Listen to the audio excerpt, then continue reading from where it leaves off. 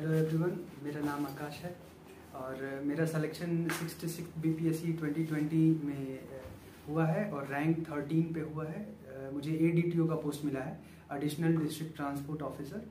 ये मेरा third attempt था और मेरे पहले 2 अटेम्प्ट में मेरा प्रीलिम्स क्लियर नहीं हुआ था। और मेरा नाम आकाश है और मैं ईस्ट चंपारण डिस्ट्रिक्ट बिहार से बिलोंग करता हूँ। और इससे पहले मैंने असिस्टेंट कमांडेंट के पोस्ट पे BSF में मेरा सिलेक्शन हुआ है, अभी ज्वाइनिंग नहीं हुई। साथ ही में मेरा सिलेक्शन रेलवे और SSC में भी हुआ था, पर अभी ज्वाइनिंग कहीं भी नहीं हुई है। और 2018 में मेरा ग्रेजुएशन है और ऑप्शनल मेरा political science and international relations है। तो कुछ अपने जर्नी के बारे में बात करते हैं कि कैसे मैंने BPSC के रिगार्डिंग कैसे प्रिपरेशन करा।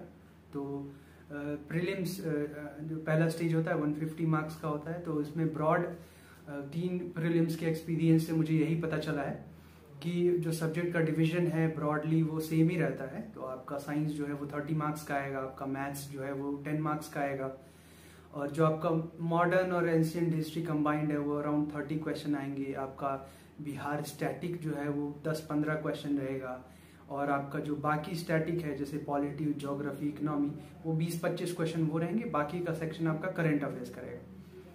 तो ब्रॉडली ये समझ आया कि ये जो डिवीजन है वो नहीं करता है डिफर। तो मटेरियल्स, सही मटेरियल्स को रेफर करना काफ़ी ज़रूरी है इसमें। और एक सिंगल लाइन स्ट्रेटेजी रिकमेंड अगर मैं करना चाहूँ तो है कि अगर आपको सिली मिस्टेक्स नहीं करना है इस पेपर में, जो भी क्वेश्चन सारे बच्चे सही कर रहे हैं आपको वो क्वेश्चन गलत नहीं करना है। तो इसके लिए कुछ सोर्सेज हैं, जैसे सबका अपना अपना सोर्स होता है। तो जो मतलब रिकमेंड करना चाहिए, मतलब जो सबको करना चाहिए वो है हिस्ट्री का घटना चक्र। आपको 5-6 बार, जितना बार आप कर सकें वो आपको करना चाहिए, क्योंकि वहाँ पे एक्यूरेसी रेट बहुत ज़्यादा होता है। फिर आपका साइंस के लिए जो येलो वाली लूसेंट की बुक आती है उसका साइंस का पोर्शन आप करिए, मस्ट है वो। और फिर मैथ्स के लिए RS अग्रवाल लोग कहते हैं, कुछ लोग नहीं करते हैं जिनका मैथ्स अच्छा होता है। फिर पॉलिटी के लिए लक्ष्मीकांत, ज्योग्राफी के लिए 11th की NCERT ज्योग्राफी की, और इकोनॉमी के लिए जो बेसिक यूट्यूब वीडियोस अगर मुरुनाल सर की किया जाए तो एनफ है। फिर बिहार स्टैटिक जो है वो KBC नैनो पब्लिकेशन या क्राउन पब्लिकेशन से रेफर करते हैं। और जो करंट अफेयर्स है उसके लिए रिकमेंड किया जाता है कि आप ऑनलाइन और ऑफलाइन दोनों का मिक्सचर रखें, नेशनल और इंटरनेशनल दोनों के लिए, और बिहार के लिए, नेशनल और बिहार दोनों के लिए। तो आप कोई एक टेस्ट सीरीज ले लीजिए या किसी प्रोग्राम से जुड़ जाइए, जैसे एग्जाम हंटर का ही प्रोग्राम है। तो आप यहाँ से जुड़ गए तो आपको सेलेक्टेड रिफाइंड मटेरियल मिलेगा, आप उसको रेफर करिए। प्लस कोई मैगजीन्स अगर मटेरियल आप, जैसे एडिटोरिया की मैगजीन हो गई या फिर स्पीडी की मैगजीन हो गई, आप उसको इसके साथ जोड़ करके पढ़ेंगे करंट, क्योंकि करंट बहुत डायनेमिक है और किसका सोर्स रेफर होगा, कहाँ से क्वेश्चन आएंगे, ये कई बारी डिफर कर जाता है। तो दोनों का मिक्स रखिए। आप कोई ऑनलाइन मीडियम ले लीजिए जहाँ पे ऑनलाइन आपको करंट अफेयर्स दिया जाए, और एक मैगजीन ले लीजिए। तो ये दोनों का कॉम्बिनेशन करके ये रहता है। फिर टेस्ट सीरीज की बात है तो आप जितना ज़्यादा टेस्ट लगाएंगे उतना ज़्यादा हेल्पफुल रहेगा आपके लिए। उससे आपकी एक्यूरेसी बढ़ेगी, आपको अपना स्ट्रॉन्ग और वीक पॉइंट्स पता लगेगा, और एक प्रॉपर आपको कहाँ पे मेहनत करनी है और आप कितना आप कहाँ पे स्टैंड कर रहे हैं ये पता लगता है। तो टेस्ट सीरीज का इंपॉर्टेंस भी काफ़ी ज़्यादा होता है प्रीलिम्स में, और ये मस्ट है आपको टेस्ट सीरीज लगाना। तो अब मेंस की बात करते हैं। ये मेरा फर्स्ट मेंस था और मेंस क्वालिफाई हुआ, अभी मार्क्स नहीं आए हैं। पर मेंस की ओवरऑल स्ट्रैटेजी जो है तो GS1 में आते हैं आपके स्टैट और हिस्ट्री और करंट अफेयर्स। तो स्टैट में जो एक स्टैट की बुक आती है जिसमें प्रीवियस ईयर क्वेश्चन है, आप वो देख लीजिए। उसमें आप वो सारे क्वेश्चन को अटेम्प्ट करिए। पहले जो स्टैट है उसमें बेसिक मैथमेटिक्स आता है। फॉर एग्जांपल आपको एडिशन, सब्सट्रैक्शन, आपको परसेंटेज, आपको प्रॉफिट लॉस, ये सब कैलकुलेशन आनी चाहिए। पूरी मैथ्स नहीं आनी चाहिए कि आपको ट्रिग्नोमेट्री नहीं पूछा जाएगा, उस बेसिक मैथ्स आनी चाहिए। फिर उसका एप्लीकेशन क्वेश्चंस पे आनी चाहिए। तो जब आपको बेसिक मैथ्स आ जाएगा तो आप प्रीवियस ईयर लगाइए और देखिए कि आप कहाँ पे एरर कर रहे हैं, और कोशिश करिए इस सेक्शन में आप जितना ज़्यादा से ज़्यादा स्कोर कर पाए। अगर आप 72 आउट ऑफ 72 स्कोर करते हैं तो मेंस क्लियर होने के चांसेस काफ़ी बढ़ जाते हैं, क्योंकि कट ऑफ ही 440-450 जाता है। तो बाकी अगर आप यहाँ पे अच्छा स्कोर करते हैं तो मेंस में सेलेक्ट होना काफ़ी बढ़िया हो जाता है आपका चांस। फिर हिस्ट्री का बात है तो हिस्ट्री में क्वेश्चन जो है वो साइकिल में रिपीटेड आते हैं। जैसे एक बार मौर्यन आर्ट आया तो एक बार आपका पटना कलम आएगा, या फिर एक बार आपका पाल आर्ट आएगा। तो क्वेश्चंस प्रिडिक्टेबल होते हैं। तो इसमें क्या करना चाहिए आपको एज लेने के लिए, तो जो स्टैंडर्ड सोर्स जो आप रेफर कर रहे हैं, किसी भी कोचिंग का हो सकता है या आपका खुद का हो सकता है, उसमें बस आप थोड़ा सा मैप वर्क ऐड कर लीजिए। जैसे इंडिया का मैप में आप दिखा रहे हैं मौर्यन एम्पायर कहाँ कहाँ पे था, या फिर आप पाल आर्ट दिखा रहे हैं, उसका एक डायग्राम बना दिया। जैसे अभी पटना कलम का आया था क्वेश्चन, तो उसमें पटना कलम आप एक फोटो बना दीजिए कि पटना कलम कैसा दिखता है ओवरऑल। या आप एक बिहार का मैप बना के उसमें मिथिला पेंटिंग, कहाँ पे मंजूषा पेंटिंग है और कहाँ पे पटना कलम है, उसका एरिया दिखा दीजिए। थोड़ा सा मैप वर्क ऐड करिए, अंडरलाइन करिए अपने आंसर्स को, और ब्रॉड थीम्स में लिखिए कि आप क्या लिख रहे हैं, कि ये कैरेक्टरिस्टिक लिख रहे हैं आप पटना कलम की, तो वो एक थीम लिख दीजिए, जैसे कि हेडलाइन बना करके, फिर आप उसको लिखिए। और कॉम्बिनेशन रखता था मैं, कुछ पैराग्राफ्स में लिखता था और कुछ पॉइंट फॉर्मेट्स में लिखता था। बाकी फ्लो चार्ट, आपका मैप्स और डायग्राम्स तो उसमें डालना ही होता है। फिर करंट अफेयर्स का सेक्शन है, तो ये काफ़ी टफ क्वेश्चन आए थे करंट अफेयर्स के, पर देखा जाए तो प्रिडिक्टेबल है ये सेक्शन। तो इसमें आपका देखेंगे तो IR के क्वेश्चन रहते हैं, एक या दो करंट अफेयर्स से। जैसे इस बार रहा था EU इंडिया इन्वेस्टमेंट समिट से था, और एक ब्रिक्स पे क्वेश्चन था। तो IR से क्वेश्चन रहते हैं, तो IR का सेक्शन आप प्रिपेयर करिए। खासकर मल्टीलेटरल ऑर्गेनाइजेशंस जो रहेंगे, या फिर इंडिया का मेजर पावर या उसके नेबर्स के साथ जो रिलेशन है, उस पर ब्रॉड आपको पता रहना चाहिए। और जो न्यूज़ में है उसको आप प्रिपेयर करके रखिए, और ओवरऑल वो क्वेश्चन अटेम्प्ट किया जा सकता है। फिर आपका क्वेश्चन जो है वो कई बार होता है इंडेक्सेस से क्वेश्चन आते हैं, जैसे human development index current affairs में आता है, तो आप वो कुछ जैसे ह्यूमन डेवलपमेंट कर लिया आपने, या फिर इनइक्वालिटी इंडेक्स कर लिया, ऐसे करके 2-3 इंडेक्स कर लिए। फिर जो है वो जो करंट नेशनल इंपॉर्टेंस में न्यूज़ में रहता है वो आता है, जैसे कि आत्मनिर्भर रोजगार योजना था, तो मेंस के टाइम पे आत्मनिर्भर भारत 1, 2, 3 आ रहा था, तो काफ़ी न्यूज़ में था वो, उसके आने के चांसेस काफ़ी ज़्यादा थे। तो उस करके आप कर सकते हैं अटेम्प्ट। बाकी 1-2 क्वेश्चन थे वो टफ थे काफ़ी, पर अटेम्प्ट किए जा सकते थे आप। ब्रॉड जैसे इन्वायरमेंट का एक क्वेश्चन था, तो उसमें आप गेस करके लिख सकते हैं कि क्या इन्वायरमेंट का ओवरऑल फ्रेमवर्क क्या रहेगा, उस ऐप का क्या डिमांड रहेगा, वो क्या करना चाह रहा है, वो सब करके आप लिखते हैं। अब GS2 की बात करते हैं, तो इसमें 3 सेक्शन है। ज्योग्राफी एंड इकोनॉमी पहला सेक्शन, फिर है पॉलिटी, और फिर है आपका साइंस एंड टेक। तो इकोनॉमी के लिए बात करें तो जो कुछ सेक्शंस है, जैसे इसमें स्टैटिक क्वेश्चन आता है, जैसे इकोनॉमिक प्लानिंग का आपका क्वेश्चन आ गया, या फिर आपका क्वेश्चन आ गया पॉवर्टी पे क्वेश्चन आ गया। तो इस पे आपका ब्रॉड आंसर्स प्रिपेयर रहना चाहिए। इसमें क्या करिए, आप कोई या तो आप टेस्ट सीरीज ले लीजिए कोई मेंस की, जिसमें आपको प्रिपेयर्ड आंसर दें, या फिर आपका प्रैक्टिस हो सके इसमें। और अपना जो प्रीवियस ईयर की बुक्स है, KBC नैनो है या कोई और पब्लिकेशन की बुक है, उसको लीजिए, वहाँ से अपना मैटर कलेक्ट करिए। आप ऑनलाइन सोर्सेज का यूज़ करिए, गूगल से थोड़ा आप और एडिशनल मटेरियल उसमें डालिए, और ओवरऑल आप अपना आंसर प्रिपेयर करते जाइए। इसके साथ इकोनॉमिक सर्वे बिहार का मस्ट है, वो उसका यूज जो है उसमें आप जो फ्लो चार्ट है या डायग्राम या टेबल्स जो है वो थ्रू आउट द पेपर्स आप यूज कर सकते हैं। आप अपने ऑप्शनल में भी यूज कर सकते हैं, या फिर अगर उस तरह का क्वेश्चन है, या GS1 GS2 हर एक सेक्शन में यूज कर सकते हैं। जैसे कि ह्यूमन डेवलपमेंट का एक क्वेश्चन था, तो मैंने बताया कि लाइफ एक्सपेक्टेंसी बिहार का क्या है और इंडिया का क्या है, एक ऐसे टेबल बना के। फिर वर्कफोर्स पार्टिसिपेशन रेट क्या है, डिपेंडेंसी रेशियो क्या है इंडिया का बिहार का, अर्बन रूरल में क्या वेरिएशन है, या फिर लैंड होल्डिंग्स क्या है एवरेज। तो ये आप टेबल्स बनाती जाइए। जो इकोनॉमी है तो उसमें डेटाज और pie chart, bar graph, double bar graph, line graph, ये सब बना करके, और ये सब आपको इकोनॉमिक सर्वे में मिल जाएगा। तो उसका आप कलेक्ट कर लीजिए मटेरियल बेसिक, और इकोनॉमिक सर्वे मस्ट है, या आप किसी कोचिंग से ले लीजिए उसको, या फिर खुद का प्रिपेयर करिए। मैंने खुद का प्रिपेयर किया था। फिर उसके बाद पॉलिटी की बात करें तो इसमें आर्टिकल्स को कोट करना, आपको केसेस को कोट करना काफी इंपॉर्टेंट होता है। जैसे फंडामेंटल राइट का क्वेश्चन है, तो उसमें आप फंडामेंटल राइट से रिलेटेड कौन कौन से केसेस हुए हैं उसको आप रेफर करिए। फंडामेंटल और DPSP में क्या रहा, अभी क्या स्टैंड है, या फिर कौन से रेलिवेंट आर्टिकल्स हैं, या फिर फेडरलिज्म का एक क्वेश्चन था।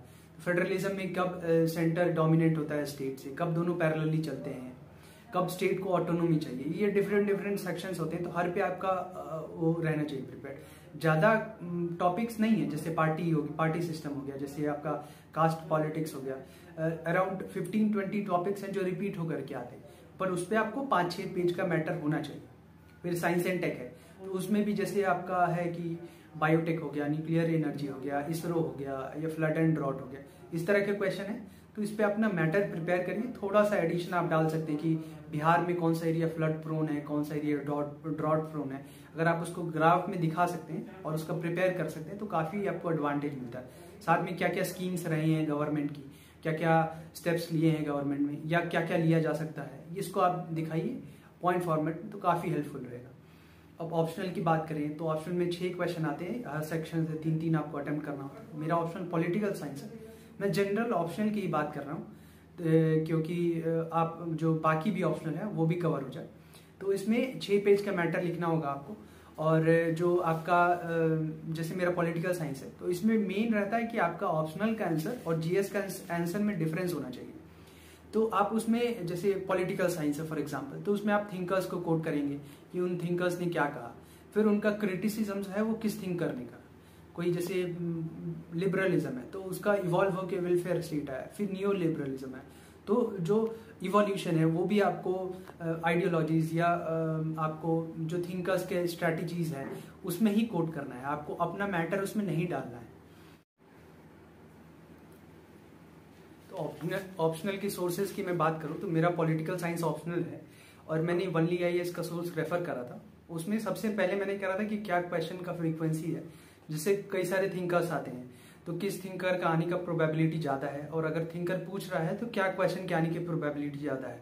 इसको मैंने गेस करा और उस पर अपना आंसर प्रिपेयर करा था। तो मैं लिख ले रहा था कि ये क्वेश्चन है और इसका क्या आंसर है अपने मटेरियल से एक्सक्लूड करके।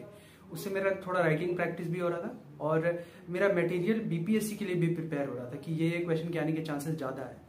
और आपको 6 क्वेश्चन आएंगे, उसमें से 3 लिखना है। तो एक तरह से मैं बात करूं तो आपको 50% अगर आप सिलेबस कवर कर रहे हो तब भी आपका बीपीएससी बहुत अच्छे से कवर हो जाएगा, अगर आप स्मार्ट गेस कर रहे हो अपने पेपर का।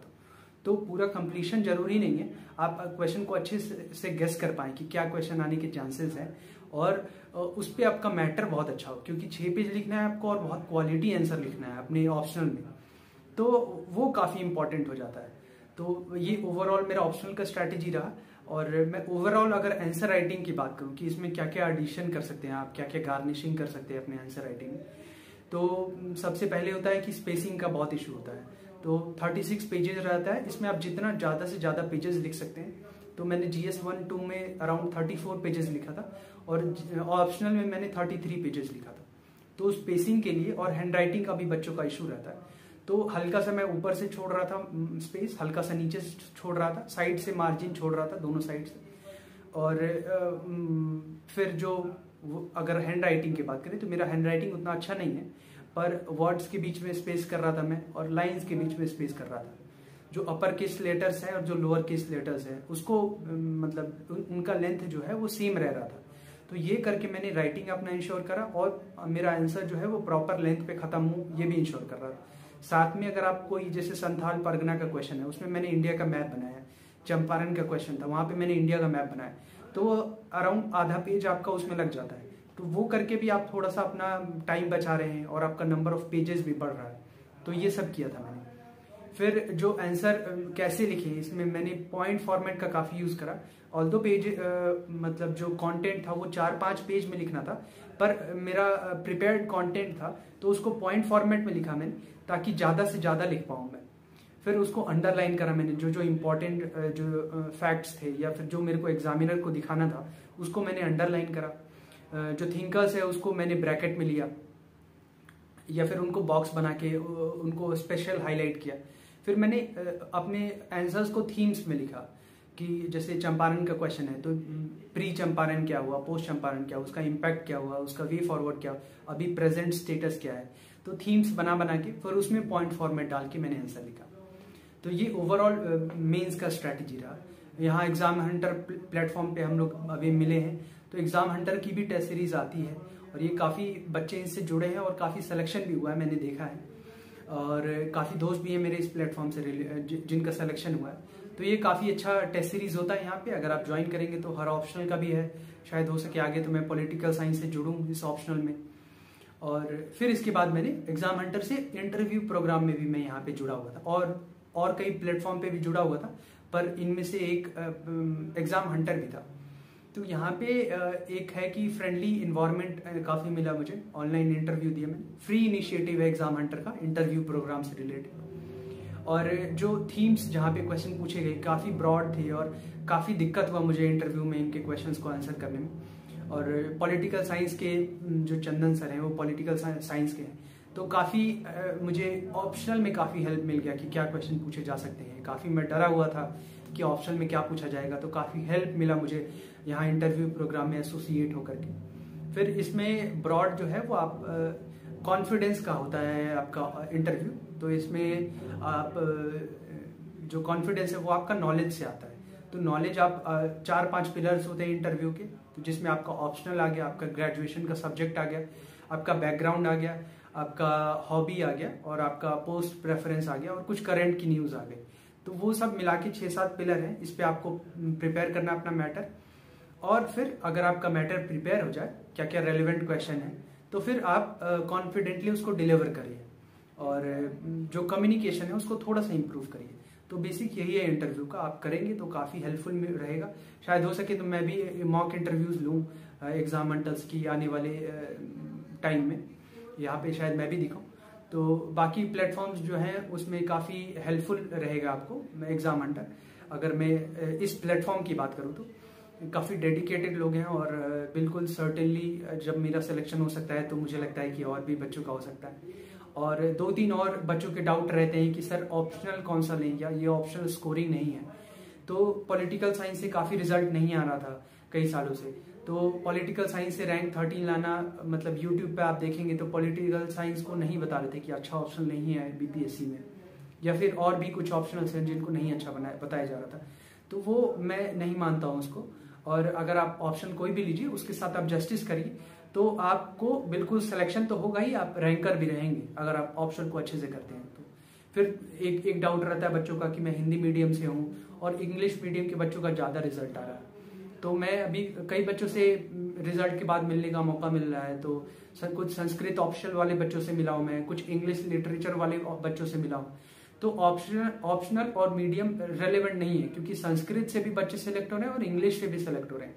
तो वो एक सॉर्ट ऑफ बहाना है, और अगर आप मेहनत करेंगे, अपने जो भी पढ़ाई है उसको अच्छे से करेंगे तो बिल्कुल सिलेक्शन होगा। और जो एग्जामिनेशन है वो रेगुलरली हो रहा है, ऑल्दो 2 साल लग रहा है लगभग एग्जाम को कंप्लीट होने में, पर रेगुलरली हो रहा है। तो अगर आप अच्छे से तैयारी करें तो बिल्कुल सिलेक्शन के चांसेस हैं और बिहार में सर्व करने का आपको बहुत बहुत मौका मिलेगा। हो सके तो मैं जितना आपको इस प्लेटफॉर्म से हेल्प कर सकूं मैं जरूर जोड़ करके हेल्प करता रहूंगा। और जो भी आपके डाउट्स होंगे वो अगर सर तक कन्वे हुए तो